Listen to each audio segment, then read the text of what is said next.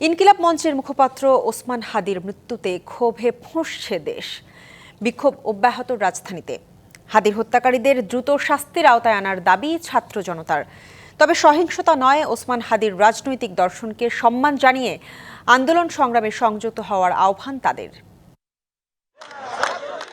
রাতভর ক্ষোভের রেশ ধরেই শুক্রবার সকালেও রাজধানীর শাহবাগ এলাকায় জড়ো হতে থাকে ছাত্র জনতা। চলে বিক্ষোভ। কোনোভাবেই ওসমান হাদির অকাল মৃত্যু মানতে পারছেন না তারা। হত্যাকারীরা এখনো ধরা না পড়ায় ক্ষুব্ধ বিক্ষোভকারীরা। ওসমান হাদি একজন শুধু একটা ব্যক্তি না, ওসমান হাদি পুরো একটা বাংলাদেশ মানচিত্র।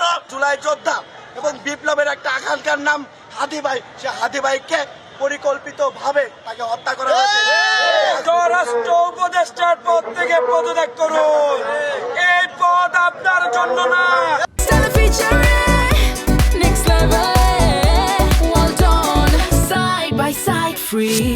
এদিকে রাতে প্রথম আলো ও ডেইলি স্টার ভবনে বিক্ষুব্ধদের দেয়া আগুন নিয়ন্ত্রণে এলেও সকালেও সেখানে দেখা যায় ভিড়। হাদির হত্যাকারীদের দৃষ্টান্তমূলক শাস্তির দাবি তাদের। হাদি ভাইকে যে গুলি করেছে এই সন্ত্রাসকে আশ্রয় দিয়েছে ভারত। বাংলাদেশের স্বার্থ বিকিয়ে দিয়ে ভারতের পক্ষে যেন কথা না বলে প্রথম আলো এবং ডেইলি স্টার দেখে সমস্ত মিডিয়াকে শিক্ষা নেওয়া উচিত। এখানে যদি কোনো আওয়ামী লীগের দোসর থেকে থাকেন তাহলে প্লিজ পরিচয়টা দিয়েন না, বাঁচবেন না।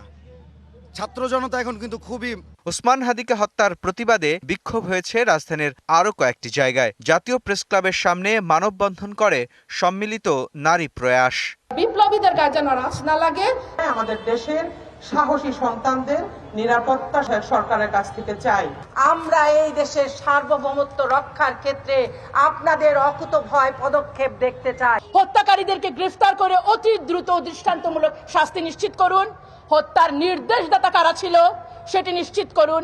হাদি হত্যাকারীদের গ্রেফতার করতে না পারার ব্যর্থতার দায়ে স্বরাষ্ট্র উপদেষ্টার পদত্যাগও দাবি করা হয় প্রতিবাদ কর্মসূচি থেকে। স্বরাষ্ট্র উপদেষ্টা মুস্তফা মাহবুব, ডিবিসি নিউজ, ঢাকা।